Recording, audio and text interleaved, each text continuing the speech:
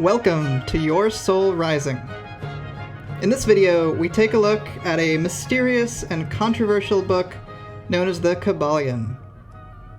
Basically, it's a modern summation of Hermetic philosophy, and it's controversial because many adherents to Hermeticism don't consider it an official book, and yet it's arguably more popular than the traditional Corpus Hermeticum and other texts that are certainly more nuanced than this one, and yet the question is, does this one go against those at all? We'll take a look at that, but first, subscribe to the channel if you're new, hit the like button if you end up enjoying this video, and as always, grab a blanket, grab a warm drink, get cozy, and we'll get ready to dig in to today's book, to the sounds of the fireplace in the background, and a thunderstorm outside my window of my recording studio, so you'll get some extra relaxation ASMR in this video. Published in 1908 by 3 anonymous authors under the pseudonym The Three Initiates.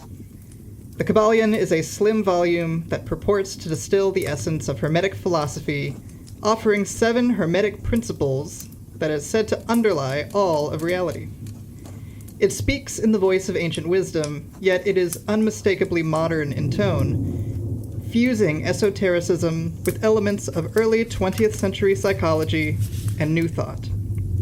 Indeed, this is a staple of the modern New Age movement, at least that section of the New Age movement that is interested in the spiritualities of antiquity.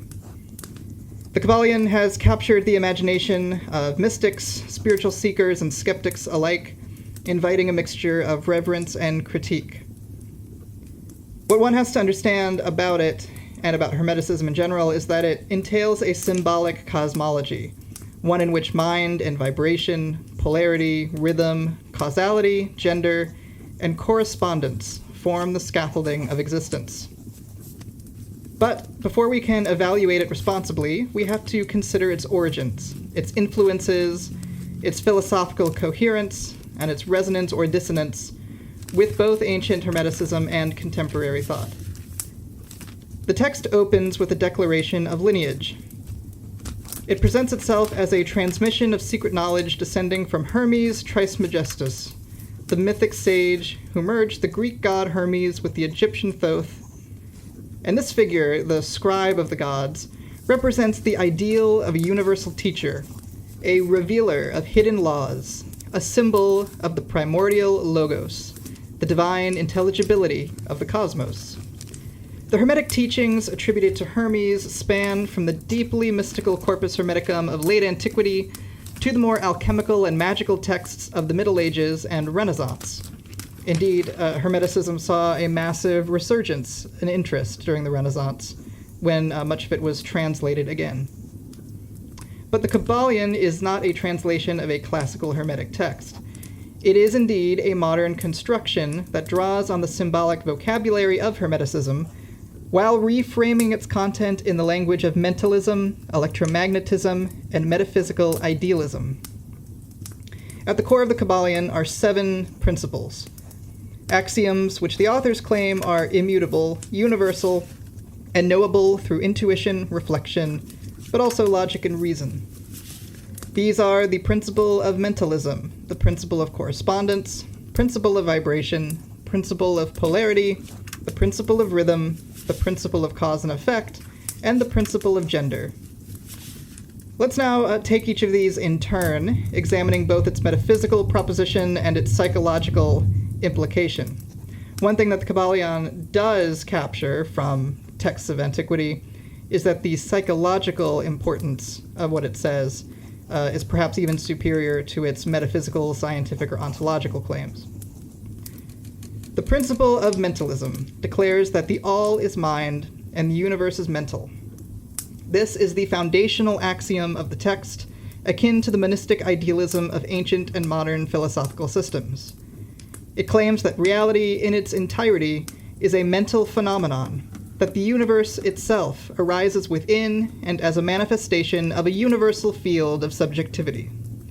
Not dissimilar from the Vedic notion of Brahman, the Neoplatonic One, Berkeley's immaterialism, The Kybalionic all is not a personal deity per se, but an ineffable consciousness beyond attributes, from which all things emanate. In contemporary thought, something like Bernardo Kastrup's mind at large, from analytic idealism, would fit the bill. But the Kybalion is careful to distance its idea from theological anthropomorphism.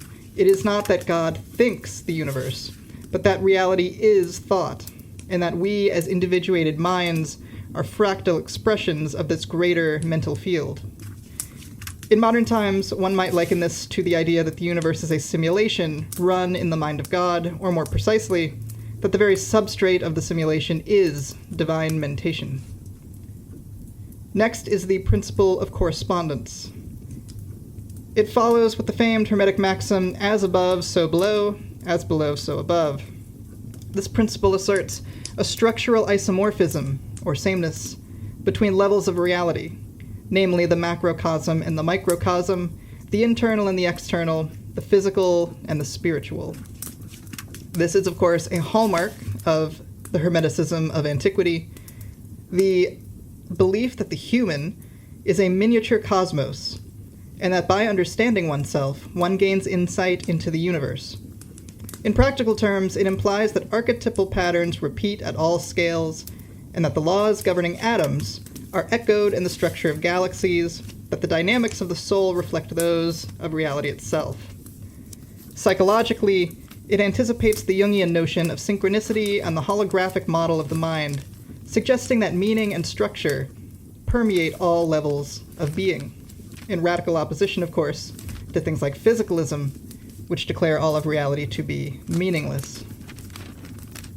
Next is the principle of vibration, which tells us that nothing rests, everything moves, everything vibrates. This principle introduces a proto-scientific metaphysics, aligning with the discoveries of physics, that matter is not solid substance, but rather energy in motion. Yet the Kybalion extends this to all planes of existence, material, mental, spiritual, claiming that all phenomena are states of vibration. Love and hate, fear and courage, thought and matter, each is a frequency. Each is a mode of oscillation within the universal mind. To understand vibration is to begin to master transmutation, the art of shifting one's inner state by altering vibratory frequency. In this sense, the principle of vibration becomes the operational basis of magic, prayer, and affirmation. One learns to raise one's vibration, to attune oneself to higher frequencies, and thus to enter into harmony with finer planes of reality. Psychologically, this transmutation process could be considered the transmutation of the lead of limiting beliefs of the egoic complex into the gold of the individuated psyche. The principle of polarity declares that everything is dual, everything has poles, everything has its pair of opposites. This dialectical view sees opposites not as absolute contraries, but as extremes of the same continuum. Heat and cold, light and dark, good and evil, all are degrees of the same thing. This resonates here with Taoist yin-yang, with Heraclitean tension, and with dialectical philosophies from Hegel to Jung. The Kybalion teaches that by understanding polarity, one can perform mental alchemy, which we just described, such as transmuting hatred into love, fear into courage, by realizing their shared essence and shifting toward the desired pole. This psychological application is one of the most practical teachings in the book, a kind of mental alchemy by which one learns to master oneself, and thus rises above the swing of the pendulum between the poles of each duality. Related to this is the principle of rhythm, which affirms that everything flows out and in, and everything has its tides. This is the law of periodicity, of cycles, of ebb and flow. All phenomena rise and fall, advance and retreat, pulse and pause. The seasons, the phases of the moon, the breath, the heartbeat, economic trends, emotional states, all follow rhythm. But the Kybalion is not fatalistic. It teaches that the adept can neutralize the downward swing of the pendulum by anchoring consciousness in a higher plane. This principle underscores the importance of equanimity, detachment, and awareness. To avoid being thrown by the rhythm of circumstance, one must learn to observe the cycle without becoming lost in it, to ride the wave rather than drown in the tide. In this way, one can enjoy the upswings, but also make use of the downswings, which often provide the greatest catalyst for personal growth and change. The principle of cause and effect asserts that every cause has its effect, every effect has its cause. Nothing happens by chance, all is law. Yet unlike a purely deterministic worldview, the Kybalion presents this principle as both impersonal and penetrable. The unawakened are buffeted by causes they do not perceive, reacting to external events in a mechanical chain. But the master rises to the level of causation, becoming a conscious cause rather than a passive effect. This principle aligns with esoteric notions of karma, as well as with psychological theories of agency and locus of control. It affirms that while we may be bound by law, we are not bound to remain unconscious of it. The magician, the sage, the philosopher, they become causes in the higher sense, initiating new chains of events through alignment with the laws of mind, and ultimately through the self-determination that is the nature of the soul. The soul also sharing in the essence of the mind or field of subjectivity that underlies all. The principle of gender completes the seven with the assertion that gender is in everything. Everything has its masculine and feminine principles. Now, this is not primarily about biological sex, but about the archetypal polarities that underlie all manifestation. For instance, the masculine is active, assertive, projective, while the feminine is receptive, generative, and creative. Every person contains both, of course, and every process involves both. Every creative act is a union of the two. In thought, the masculine is the will, and the feminine is the imagination. The Kybalion teaches that mastery lies in the balancing and harmonizing of these principles within oneself, not in their repression or over-identification. In this sense, gender is not a social role, but a metaphysical dynamic, androgyny the emblem of the spiritually integrated being. Of course, it's instantiated as things like biological sex, or the positive and negative ends seen in electronics. And then there's the concept of God the Father, which is not just a Christian idea, but also found in Hermeticism, Gnosticism. All of these, of course, had their own mixtures with Christianity as well. But why is God called the Father if, of course, the male and female both come from him? Well, it's because the Father projects his will, and that initiates creation, which is carried out by the Logos, the Son, and the Holy Spirit. So the Father is the masculine principle, and I've heard some Christians ask the question, why in Renaissance art, for instance, is Jesus always depicted as feminine? He was a carpenter, after all. He was likely a fairly stereotypically masculine guy. Well, it's because it's representing the feminine principle of creation that the Logos carries out. Taken together, these seven principles form a metaphysical map of the universe and the soul. They do not constitute a rigorous philosophical system, nor do they ground themselves in empirical science, nor do they capture all the nuances of the Hermeticism of antiquity. Rather, they operate symbolically, analogically, and initiatically. They're meant to be contemplated, internalized, and applied, especially psychologically.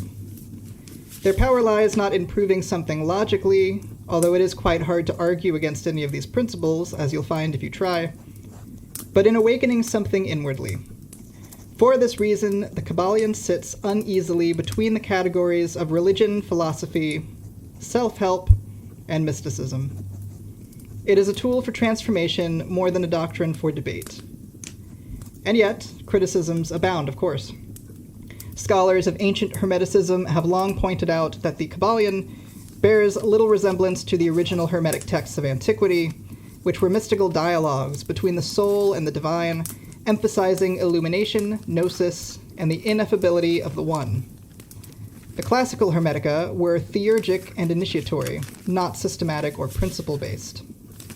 By contrast, the Kybalion repackages Hermetic ideas in the mold of New Thought, borrowing concepts from Emerson, Swedenborg, Mesmer, and the emerging language of electromagnetism and psychology.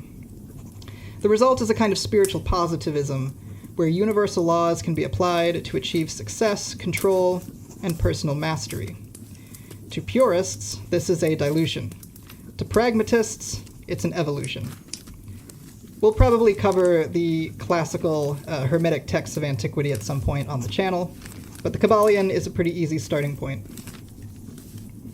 The identity of the three initiates, by the way, is widely believed to include William Walker Atkinson, a prolific New Thought writer and publisher.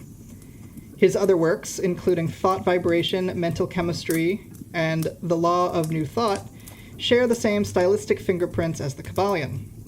Some have praised him for synthesizing diverse traditions into a practical framework, while others have criticized him for obscuring his authorship behind a veil of mystery. Regardless, his contribution lies not in the originality of the content, but in translation. That is, translating the metaphysics of the ancient world into the idiom of the modern seeker. It's worth remembering, too, that at the time this was published, that is, coming out of the 1800s into the 1900s, materialism and associated philosophies and interpretations of scientific data were pretty dominant. Unlike during the Renaissance, when the old Hermetic texts had a resurgence and were retranslated for wide public consumption, at this time, these ideas were not really in vogue, and so simply putting them back out there in the form of the Kybalion, which was a medium that could be easily consumed by the public with a mind more bent toward modernity, was quite an achievement in and of itself. So it's not a sacred scripture, but it can act as a psychological mirror. It reflects back to us our own philosophical assumptions, our desire for coherence, our yearning for power over our experience.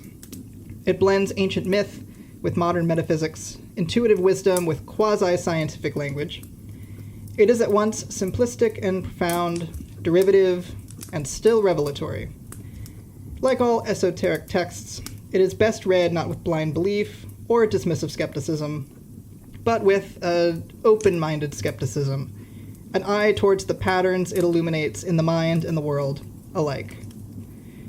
For those on the spiritual path, especially in the modern West, the Kybalion is a bit of a bridge, a way to think about reality that is neither dogmatic religion nor materialist reductionism. It invites us to view the world as thought, to see causality in consciousness, to rise above polarity, to ride the rhythm, to become initiators rather than reactors.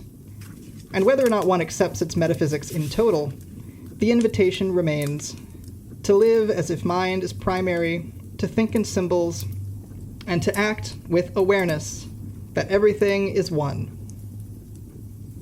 I am personally interested to see, as in the analytic philosophy arena, we're seeing panpsychism and idealism both undergo renaissances of their own, and physicalism starting to decline. I'm curious to see if any of these Hermetic principles from the Kybalion, and especially the more nuanced ideas from the antiquity Hermeticism, make a bit of a comeback. To that end, to truly appreciate the significance of Hermetic philosophy, we have to look beyond the text of the Kybalion and explore the universal archetypes that it evokes. Archetypes that echo through the sacred canons, mystical doctrines, and spiritual practice of the world's great religions. For while the Hermetic corpus arises from a particular synthesis of Hellenistic Egypt, its principles transcend geography and age. Hermeticism is not a sectarian faith, but a philosophical grammar of reality, a symbolic language that can interpret and translate between traditions. Because its principles are at such a high level, it's kind of like a skeleton key. It fits into the lock of any other religious and philosophical system, except probably strict materialism or physicalism. It reveals the underlying continuity beneath the diversity of religious forms and expressions. So let's take a moment to see how its core ideas find striking parallels in many other traditions. We'll start with Hinduism in the East, whose metaphysical and cosmological depth remains unmatched. The Hermetic principle of mentalism, that all is mind, finds a profound analog in Advaita Vedanta, which holds that Brahman, the infinite and formless ground of being, is the only true reality, and that the world is appearance, illusion, or projection. Here, too, the cosmos is a field of subjectivity. It is the self-expression of Chit, pure consciousness. The individual soul or Atman is not separate from Brahman, but identical with it, though veiled by ignorance. This is not unlike the Kybalion's teaching that each individual mind is a manifestation of the All, temporarily forgetful of its source.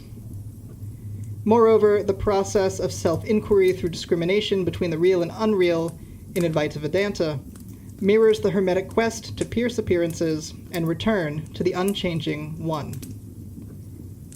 The principle of correspondence also reverberates through Hindu cosmology. The microcosm of the human body mirrors the macrocosm of the universe. The chakras correspond to planetary energies. The Vedas teach that, as in the body, so in the cosmos, and the same is true in tantric traditions, where deities represent both internal psychological forces and external cosmic principles. The map of reality is fractal. To know the self is to know the universe. Turning to Buddhism, we encounter at first a seeming divergence. The Buddha does not affirm an eternal self or cosmic mind. But in the Mahayana school, the notion of a luminous, empty, all-pervading awareness bears striking resemblance to the Hermetic all. The doctrine of dependent origination, which holds that all things arise in interdependent causal relation, finds a reflection in the Kybalionic principle of cause and effect. And the rhythm flux of samsara, the ceaseless cycle of birth and death, resonates with the principle of rhythm. Just as the Hermeticist seeks to rise above the pendulum swing, the Buddhist seeks to transcend the wheel of suffering through insight and liberation. And of course, the ontology of interbeing found in Buddhism matches up very nicely with the concept of the all. But perhaps the most profound correspondence lies in the Buddhist view of mind as the projector of the world. All experience is the mind's own display. And this is precisely what the Kybalion claims when it says that the universe is mental. The key difference lies in the Hermetic emphasis on transmutation, on wielding mental laws to shape experience, whereas Buddhism emphasizes detachment and the empty nature of phenomena. Yet, both paths begin with the recognition that what we take to be external reality is actually a function of awareness. Now we can turn our gaze to Taoism, the ancient Chinese wisdom tradition centered on harmony. The principle of polarity finds one of its clearest expressions here, in the interplay of yin and yang. These complementary forces, forever dancing in dynamic balance, are not good and evil, but necessary dualities within the one undivided source. The Hermetic teaching that opposites are extremes of the same thing echoes the Tao Te Ching's assertion that being and non-being give rise to each other. The Tao, like the Hermetic all, cannot be named or conceptualized. It is rather ineffable, empty, source and substance. The Hermeticist and the Taoist alike seek to align with the natural flow of forces, to harmonize with the rhythm of existence rather than resist it. Moreover, Taoist inner alchemy, the transformation of energy within the subtle body, closely mirrors the Hermetic ideal of mental transmutation. Breathing practices, meditative visualizations, and the refinement of inner essences are techniques for spiritual realization and mastery over the vibratory field of the self. These practices resonate with the Kybalion's assertion that vibration is the key to changing states of consciousness and material conditions, which are nothing over and above the all, which, again, is consciousness. Then we can come to the Abrahamic traditions, Judaism, Christianity, and Islam. The Hermetic affinity becomes more veiled, but no less potent, especially within their mystical and esoteric currents. In Kabbalistic Judaism, the structure of the divine emanation offers a model of the cosmos as a mental and spiritual unfolding from the infinite. The Sephirotic tree, mapping will, wisdom, understanding, beauty, judgment, and other archetypal forces, mirrors the Hermetic view of creation as a hierarchical series of mental planes. The Kabbalist, like the Hermeticist, seeks to climb the ladder of reality, from material illusion back to divine unity. The Hebrew maxim, as above so below, underlies the very architecture of the temple and the practices of the Merkava mystics. Christianity, particularly in its mystical expressions, shares deep symbolic ground with Hermeticism as well. In the Gospel of John, we read that in the beginning was the Word, and the Word was with God, and the Word was God. This logos, the divine intelligibility or reason, mirrors the Hermetic idea that all things are mental forms within the one mind. The early Christian fathers, such as Origen and Clement of Alexandria, were themselves steeped in Hermetic and Platonic currents. The Desert Fathers spoke of theosis, becoming godlike through purification of the soul, echoing the Hermetic ideal of mastering the lower planes and returning to the divine source. Even the mystery of the Incarnation, the Word made flesh, can be read through the lens of the principle of correspondence. The spiritual embodied in the material, heaven mirrored in earth. The very symbol of the cross, the vertical plane connecting material to heavenly, and the horizontal plane representing inclusion of everyone and everything in the all, is reminiscent of the Hermetic principles. Then, of course, there were Christian mystical traditions going back to very early days, like the Hesychast monks, who put the priority not on scriptures, not on hierarchical authoritative organizations or church councils or popes, but rather on the internal journey into direct union and communion with God. That, of course, mirrors the Hermetic values. Indeed, many Christian mystics describe states of divine union that bear striking resemblance to the gnosis sought by the Hermeticist. Then there's the apophatic theology of the Eastern Orthodox tradition, where God is known only through unknowing, beyond all form or concept, which resonates with the Hermetic idea that the all is unknowable in essence, beyond gender, form, or polarity.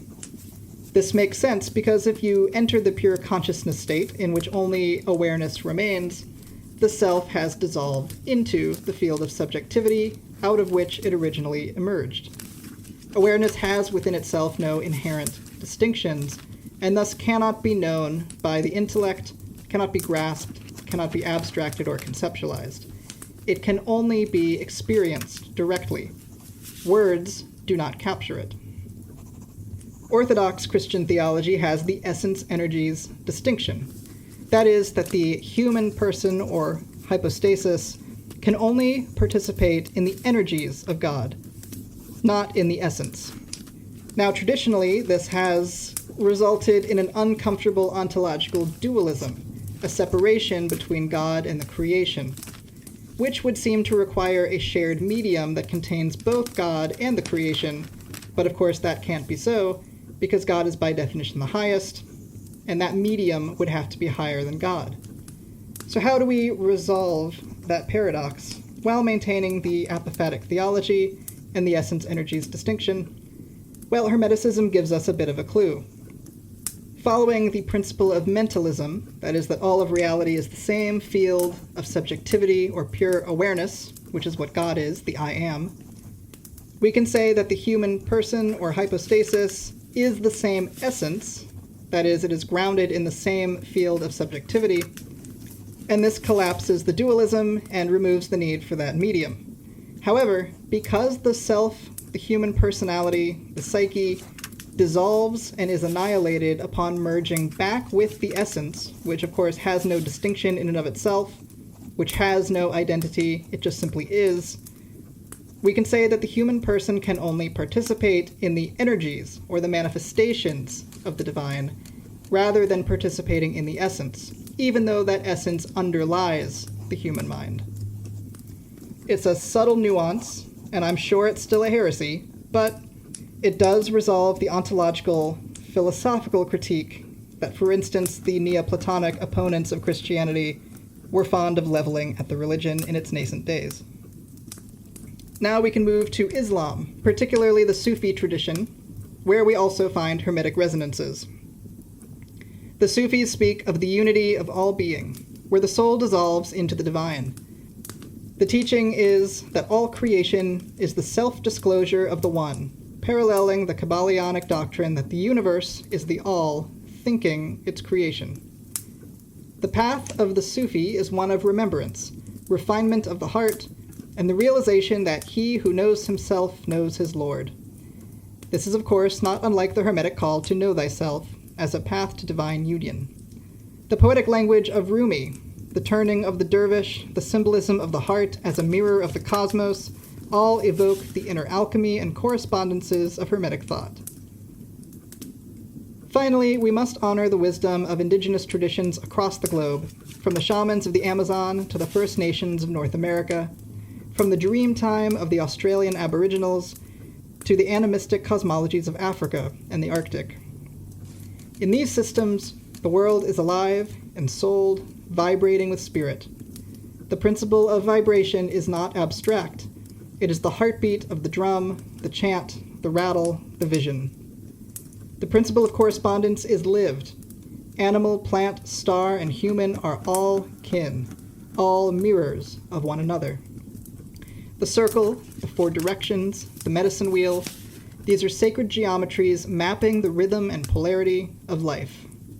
The rituals of initiation, transformation, and communion with ancestors all reflect the Hermetic principles enacted symbolically, not merely spoken intellectually.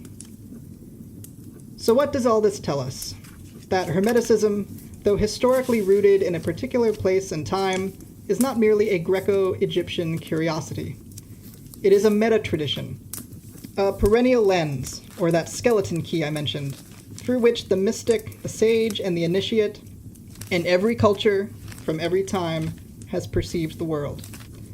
Its 7 principles are not commandments, but rather archetypes, that find symbolic resonance not just in the individual consciousness, but also in the collective consciousness. They are symbolic constants that appear across the spiritual spectrum. Whether expressed as chakras, yin and yang, angels and demons, mantras or sacraments, these same structures, the same grammar, the same syntax of reality can be discerned.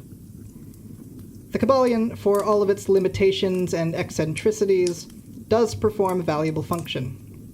It distills this universal Hermetic grammar into digestible form for the contemporary seeker, especially in an age when the values or lack thereof of modernity have stripped most of these systems of their deeper meaning and turned them into simple ideologies who now go to war with each other on Twitter. It provides a mental model through which to understand the sacred, one that is neither bound to creed nor hostile to reason. Perhaps most importantly, though, it reminds us that wisdom is not the property of any one tradition. It's a universal inheritance encoded in symbol, myth, and law. Hermeticism is like the spiritual Rosetta Stone, not the thing itself, but the key to reading all sacred texts anew. To be Hermetic, then, is not to be a member of a sect, but rather to be a translator, to live as if all things are signs, all opposites are bridges, all planes of reality are one. In the Hermetic worldview, every religion is a dialect of the same eternal speech, and every soul is a mirror of the all, seeking through the refinement of awareness to remember its source. Thank you very much for joining me today for this look at one of the most interesting spiritual texts of the modern era. Let me know in the comments what you think of it. Is it pure nonsense? Does it have some value? Is it right on the money? Where does the Kybalion fit in your worldview? Subscribe to the channel if you're new, and if you enjoyed this, remember to hit the like button as well. Even though it's free, your subscription and your support really does help the community learn and grow together. Thank you again, and I will see you in the next video. Bye-bye.